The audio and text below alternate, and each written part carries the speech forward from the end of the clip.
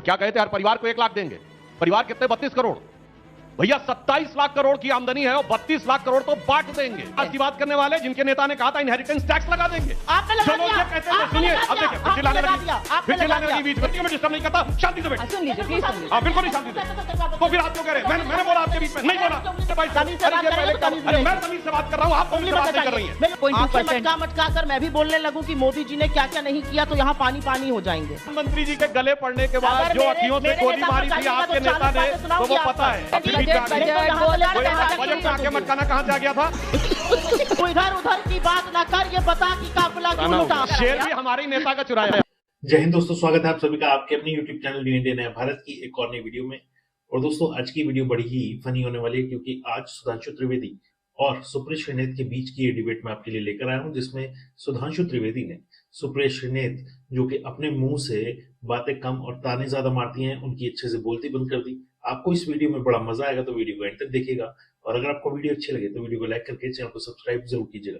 चलिए वीडियो को साथ में एंड तक देखते हैं। Thank you. ये असल में सरकार समर्थन मूल्य वाला बजट है और यहां पर क्लियर है कि चुनाव में इनको शिकस्त, चुनाव में इनको जो ड्रबिंग हुई है, जो 63 सीटें ये हारे हैं, ये बेरोजगारी के चलते हारे हैं। और इसीलिए इस बार वित्त मंत्री ने 32 बार एम्प्लॉयमेंट और 8 बार जॉब्स, कुल 40 बार, पिछली बार 4 बार बोला था, यह शब्द बोलना पड़ा। It has made a roaring comeback. मैं खुश हूं, यह होना चाहिए। फिर इन्होंने नकल उतारी, हमारा जो घोषणा पत्र था वहां से इन्होंने कुछ स्कीम्स की नकल उतारी है कि उसमें एम्प्लॉयमेंट लिंक्ड स्कीम है, एक उसमें से इन्होंने इंटर्नशिप स्कीम की उतारी। लेकिन नकल में भी अकल की जरूरत होती है और इधर उधर की लच्छेदार बातों से अकल तो आती नहीं है। इन्होंने जो स्कीम आई उसमें इन्होंने कहा 500 टॉप कंपनी में 1 करोड़ इंटर्न देंगे 5 साल 5 साल में। तो एक कंपनी में 20,000 इंटर्न, मतलब 4,000 इंटर्न कोई कंपनी ले सकती है पर साल। यह सवाल है मेरा आपसे। आपके यहां भी बहुत इंटर्न्स आते हैं, मैंने मीडिया में काम किया, मुझे पता है। 4,000 इंटर्न्स टॉप 500 कंपनीज में हर साल, कहां से आएंगे वो इंटर्न्स? आप मुझे बताइए, कैसे अब्सॉर्ब होंगे? अच्छा, पहली बात, सबसे ऑथेंटिक डाटा रोजगार पे होता है एम्प्लॉय प्रोविडेंट फंड। यानी जिस समय कोई एम्प्लॉय बनता है तब प्रोविडेंट फंड में पैसा जमा करता है ना, और एम्प्लॉयर भी जमा करता है। 2014 में 11 करोड़ खाते थे और 2024 में 26 करोड़ हो गए। अब आसमान से कोई एम्प्लॉय ने पैसा भी जमा कर दिया, एम्प्लॉयर भी आ गया पैसा जमा करने। अब बिल्कुल हम बात कर रहे हैं स्पष्ट, ये लोग किस प्रकार की अर्थव्यवस्था की बात करते हैं। आप लोगों ने इस बजट में देखा होगा, इंडिया का रेवेन्यू रिसीव्ड कितना है? 26,80,000 करोड़, यानी 27 लाख करोड़ से कम का रेवेन्यू रिसीव्ड। और क्या कहते हैं, हर परिवार को 1 लाख देंगे। परिवार कितने? 32 करोड़। भैया 27 लाख करोड़ की आमदनी है और 32 लाख करोड़ तो बांट देंगे। उसके बाद क्या होगा? न तनख्वाह, न पुलिस, न सेना, क्या होगा, कैसे होगा? और जा कहा था खड़ाखट 8,500 रुपए देंगे। भैया मैं कह रहा हूं, जहां सत्ता में आ गए दो 8,500 दो ना, खड़ाखट। चलो कहते हो राज्य में कम है पैसा, 6,000 दे दो।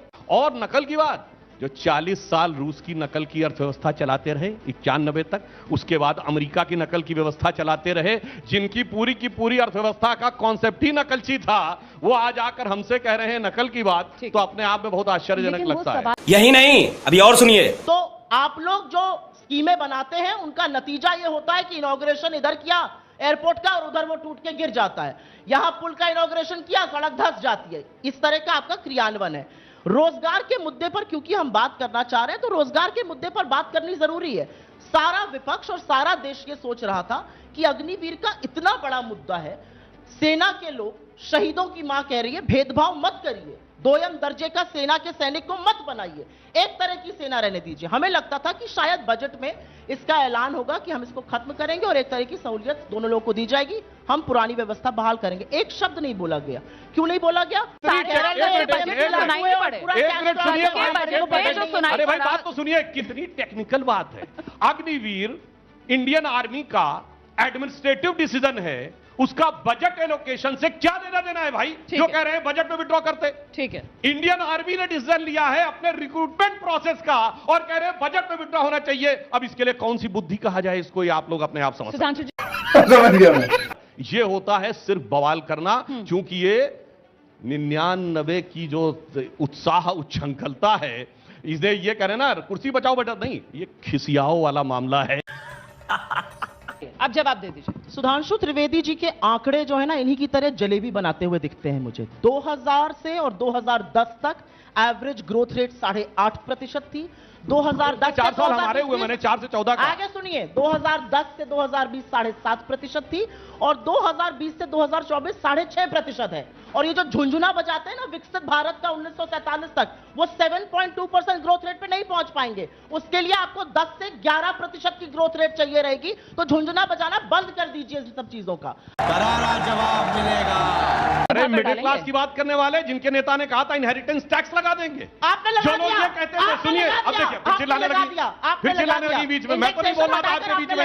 ये दिखता है कि किसको समस्या है। और जिन्होंने कहा था संपत्तियों का सर्वे करके बांट देंगे, किसकी संपत्ति का सर्वे करने वाले थे, किसको बांटने वाले थे। और क्योंकि आप झूठ बोलते हैं। नहीं, आप झूठ बोल रहे हैं, आप झूठ बोल रहे हैं। आप एक जगह दिखा दीजिए उन्होंने सैम पेट्रोल ने कहा चुनाव के लिए हटाया, चुनाव के बाद उसको रीलिस्टेट कर दिया, क्योंकि ये असली की बात है। क्यों रीलिस्टेट किया? क्या बेवकूफी की बात करते हैं? मिडिल क्लास की बात करेंगे। वही तो मैं कह रहा हूं, मिडिल क्लास कहा कि तुम्हारी संपत्ति का इनहेरिटेंस टैक्स होता है। आपने क्या किया वो बताइए। कल हमने क्या किया? ठीक है, एक मिनट सुप्रिया जी, मिडिल क्लास को जरा पूछते हैं उनसे। ठीक है, अरे भाई आप सुन लीजिए, अब आप कह रहे हैं, सुनिए अब मैं जनता को तय करने दीजिए। ठीक है, सुनिए, तरीका ठीक नहीं है बीच बीच में बार बार बोलने का। मैं किसी को डिस्टर्ब नहीं करता, शांति से बैठिए। सुन लीजिए प्लीज, सुन लीजिए। हाँ बिल्कुल नहीं, शांति से। तो फिर आप क्यों कह रहे हैं? मैंने बोला आपके बीच में? नहीं बोला। आपको सिर्फ आगे चिल्लाना है और कुछ नहीं करना है। जो आपके नेता वहां कर रहे हैं वही यहाँ कर रहे हैं। हाँ मैं बता रहा हूँ, सुनिए, अरे मैं तमीज से बात कर रहा हूँ, आप तमीज से बात नहीं कर रही हैं शुरू से लेकर अभी तक। मुझे अपने घर जाना है। मुझे घर जाना है। यही नहीं, अभी और सुनिए। जिन राज्यों में इनकी सरकार आ जाती है, हाँ। बताइए, कर्नाटक में सरकार आ गई, 2021 में $20 बिलियन का इन्वेस्टमेंट आया था, 3.4 पे आ गया। इनकी सरकार खुद कहने लगी कि पैसे कमी है और अपनी सो कॉल्ड गारंटी पूरा करने के लिए SC/ST फंड का पैसा डाइवर्ट करना पड़ गया। पानी का हाहाकार हो गया है, सबको दिखाई पड़ रहा है। और यहाँ तो रिकॉर्ड है सामने, फिस्कल डेफिसिट जो है वो कंट्रोल में है, 4.9% अब की बार का आंकड़ा जो रखा गया है, अगली बार के लिए 4.5%। कुछ और पूरी मैंने राष्ट्र के नाम संदेश सुन लिया, पहले उनका जवाब दे। हाँ वही, मजा नहीं आ रहा है। हम करते हैं प्रबंध। मतलब वो लब्बो लुबाब उनका यही है कि सब कुछ सही चल रहा है अर्थव्यवस्था में। GDP देखिए आप 8.2%। मटका कर मैं भी बोलने लगूं कि मोदी जी ने क्या क्या नहीं किया तो यहाँ पानी पानी हो जाएंगे। गड्ढा समझाओ इसे, समझाओ। अब आपको मैं असलियत कुछ, क्योंकि बजट ज्यादा समझती हूँ, 20 साल बजट कवर किया है और 20 साल इनके भी वित्त मंत्रियों को और कांग्रेस के वित्त मंत्रियों को भी रगड़ के कवर किया है। कहूंगा व्यक्तिगत टिप्पणियों से बचना चाहिए। मैं नहीं बोलता आंख नचा नचा के और ये वो और राष्ट्र के नाम संदेश। हाँ मैं बोल रहा हूँ, अभी मजा आएगा ना भिड़ो। जवाब नहीं आया कि 26,80,000 करोड़ में से 32 लाख करोड़ कैसे देते हैं। अर्थव्यवस्था का बहुत जवाब। अब मैं एक एक करके जवाब दे रहा हूं, उस चीज का जवाब नहीं था, मुझे पता है। वो सबसे ज्यादा तो आपके नेता जो हैं वो नृत्य शैली में और आंख वाँख करते हुए बात करते हैं, इसलिए वो मत का बात करिए। आंख तो संसद के अंदर देखिए। संसद में, अरे साहब आपके नेता ने तो जो आंख दिखाई थी संसद में, प्रधानमंत्री, अब चिल्लाइए नहीं बीच में, और पानी भी पी रहे हैं। प्रधानमंत्री जी के गले पड़ने के बाद जो अखियों से गोली मारी थी आपके नेता ने, तो वो पता है। और इतनी ज्यादा सुनाने वाली है कि बैठे रह जाइएगा, आप सुनाती रहती है भाई, वक्त बीत जाएगा। आपने आप सुनाती रहती है। आंखें मटकाना, मेरे गले नेता पड़ना, को सबको समझ पता है। बजट पर रहिए। आंखें मटकाना, आंखें मारना सबने देखा। बजट में आंखें मटकाना कहां से आ गया था? एक लाइन बोल देता हूं। देखिए, 100 भी आप नहीं पाए हैं श्रीमान, अच्छा फिर भी तेवर है ऐसे जैसे तीर कमान। अरे पीतल की नथुनी पे इतना गुमान, होती जो सोने की तो चढ़ती आसमान। एक लाइन आप भी बोल दीजिए। हाँ जी बोल दीजिए। तू इधर उधर की बात ना कर, ये बता कि काफिला क्यों लूटा। आज ये जनता पूछना चाहती है आपसे।